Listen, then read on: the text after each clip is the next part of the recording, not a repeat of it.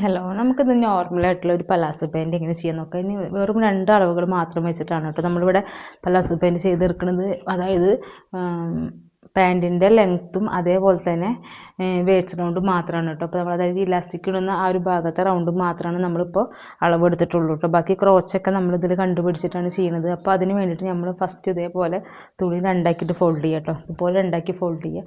അതിൻ്റെ ശേഷം ഇതിനെ ഒന്നുകൂടി ഇതുപോലെ ഫോൾഡ് ചെയ്തിടുക കേട്ടോ. ഇതേപോലെ 4ആക്കിയിട്ട് ഫോൾഡ് ചെയ്യുക. അപ്പോൾ ഇത് കറക്റ്റാക്കിയിട്ട് തന്നെ ഫോൾഡിങ്ങും കാര്യങ്ങളും കറക്റ്റ് ചെയ്തിട്ടുണ്ട് കേട്ടോ. ഞാൻ കറക്റ്റ് ചെയ്തിട്ട് കാണിച്ചു തരാം.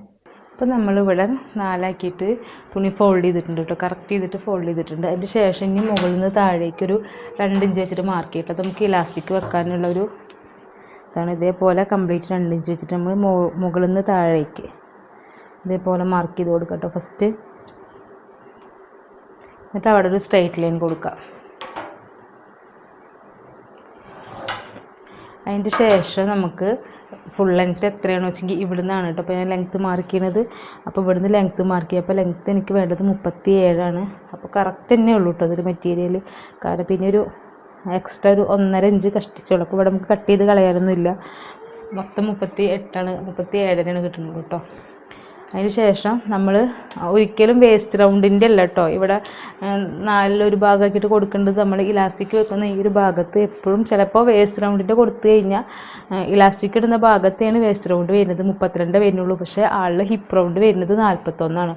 അപ്പോൾ നമ്മൾ ഈ ഹിപ്പ് റൗണ്ടിനെ 4 കൊണ്ട് ഡിവൈഡ് ചെയ്തിട്ടുള്ള ആ ഒരു ഇതാണ് കേട്ടോ അവിടെ കൊടുക്കേണ്ടത്. അപ്പോൾ 41 ഡിവൈഡ് ബൈ 4 കൊടുത്തിട്ട് 10 25 10.25 വരുന്നത്. അപ്പോൾ ആ 10.25 കേട്ടോ നമ്മളിവിടെ ഇലാസ്റ്റിക് വെക്കുന്ന ആ അരയുടെ ഭാഗത്ത് കൊടുക്കേണ്ടത്. ആ 10.25 അപ്പോൾ ഞാനിവിടെ 10.5 കൊടുക്കുന്നുണ്ട്.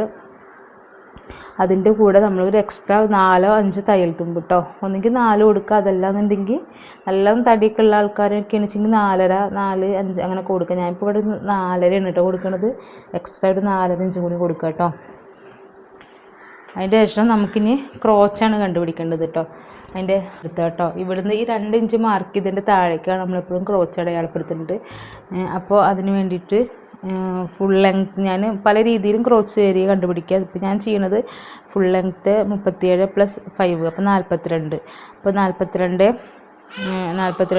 ഡിവൈഡ് ബൈ 3 അപ്പോൾ 14 അങ്ങനെയും കണ്ടുപിടിക്കുക. അതെല്ലാം നമ്മുടെ ഹിപ്പ് റൗണ്ടിനെ 3 കൊണ്ട് ഡിവൈഡ് ചെയ്തിട്ടും അങ്ങനെയും ചെയ്യാം കേട്ടോ. അപ്പോൾ എനിക്കിവിടെ കിട്ടിയിരിക്കുന്നത് 14. അപ്പോൾ നമ്മൾ ഈ 2 ഇഞ്ച് ഇവിടുന്ന് വിട്ടിട്ട് വേണം കേട്ടോ ഇവിടുന്ന് 14 മാർക്ക് ചെയ്യാൻ.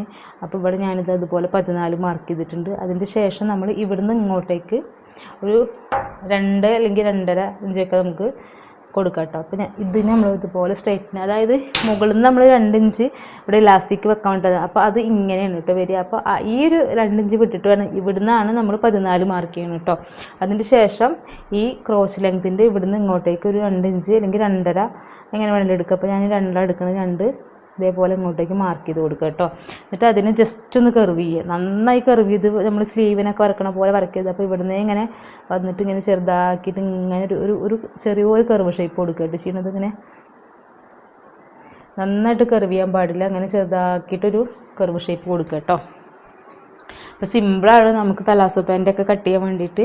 അപ്പോൾ അതുപോലെ തന്നെ ഇവിടുത്തെ ലൂസ് എത്രയാണോ വേണ്ടിച്ചിട്ടിപ്പോൾ ഞാൻ ഇവിടെ ഒരു 9.5 ഒക്കെ കൊടുക്കുന്നുണ്ട് കേട്ടോ. പലാസോ ഒക്കെ ലൂസ് അതിൻ്റെ കൂടെ ഒരു എക്സ്ട്രാ 1 ഇഞ്ച് തയ്യൽ തുമ്പും കൊടുക്കുന്നുണ്ട് കേട്ടോ. എക്സ്ട്രാ 1 ഇഞ്ച് തയ്യൽ തുമ്പും കൊടുക്കുന്നുണ്ട്. അപ്പോൾ ഇത്ര നമുക്കിതിൽ കട്ടിങ് ആയിട്ട് വരുന്നുള്ളൂ. ഇനി നമ്മൾ ഈ അടയാളപ്പെടുത്തിയത് ഇതുപോലെ ഇങ്ങോട്ട് മാർക്ക് ചെയ്ത് കൊടുക്കട്ടെ ചെയ്യുന്നത്.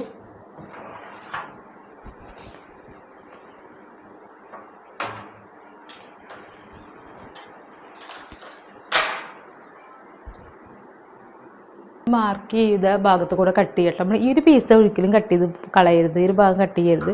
നമ്മൾ ഇതേപോലെ ഇട്ടാണ് കട്ട് ചെയ്യുന്നത്. ഇതേപോലെ ഇവിടുന്ന് ഇങ്ങനെ കട്ട് ചെയ്ത് വരികട്ടോ ചെയ്യുന്നത്.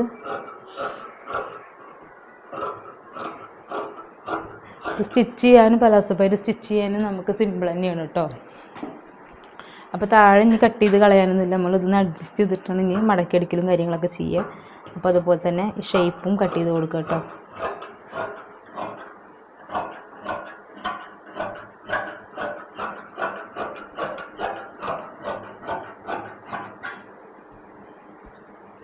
ഇത്രയേ ഉള്ളൂ. ഇനി ഇതിൻ്റെ സ്റ്റിച്ചിങ് എങ്ങനെ വരുന്നത് വെച്ചെങ്കിൽ ഇതേപോലെ നമ്മൾ മറിക്കുക. അതിന് ശേഷം നമ്മൾ ഇതുപോലെ ആദ്യം ഫസ്റ്റ് ഈ 2 ക്രോച്ചിൻ്റെ ഈ ഒരു ഭാഗം ഉണ്ടല്ലോ, ഇവിടെയാണ് കേട്ടോ ഫസ്റ്റ് നമ്മൾ സ്റ്റിച്ച് ചെയ്യുക. ഈ രണ്ട് ഭാഗം, ഈ ഒരു ഭാഗം സ്റ്റിച്ച് ചെയ്യുക, അതേപോലെ തന്നെ ഈ ഒരു ഭാഗം സ്റ്റിച്ച് ചെയ്യുക കേട്ടോ. അതിന് ശേഷം നമ്മൾ ഇതിനെ ഇതാ ഈ ഒരു രീതിക്കാണ് കേട്ടോ. പിന്നെ നമ്മൾ മറിക്കുക, സ്റ്റിച്ച് ചെയ്തതിന് ശേഷം ഈ രീതിക്കാവും മറിക്കുക. അതിന് ശേഷം പിന്നെ ഒന്നുമില്ല, നമ്മൾ ഈ ക്രോസ് ഏരിയ സ്റ്റിച്ച് ചെയ്ത് കഴിഞ്ഞാൽ പിന്നെ നമുക്ക് ഇതുപോലെ കിട്ടുക. അപ്പോൾ നമ്മൾ ഇവിടെ മടക്കി എലാസ്റ്റിക് വെക്കുക, അതേപോലെ തന്നെ അടിഭാഗം ഒന്ന് മടക്കി വെക്കുക. പിന്നെ ഇങ്ങനെ ഒരൊറ്റ ഷേപ്പ് ചെയ്യാനുള്ളൂ കേട്ടോ. അപ്പോൾ ഇതിൻ്റെ സ്റ്റിച്ചിങ് വീഡിയോ വേണമെന്നുണ്ടെങ്കിൽ കമൻറ്റ് ചെയ്യാൻ ഞാൻ ചെയ്യാം. ഞാനിപ്പോൾ സ്റ്റിച്ചിങ് വീഡിയോ എടുത്തിട്ടില്ല, അതിൻ്റെ കട്ടിങ് മാത്രമേ എടുത്തിട്ടുള്ളൂ. അപ്പോൾ ഇത്രയൊക്കെ ഉള്ളൂ. അപ്പോൾ ആദ്യമായിട്ട് എൻ്റെ ചാനൽ കാണുന്ന ആൾക്കാരുണ്ടെങ്കിൽ ജസ്റ്റ് ഒന്ന് സബ്സ്ക്രൈബ് ചെയ്യുക. അതുപോലെ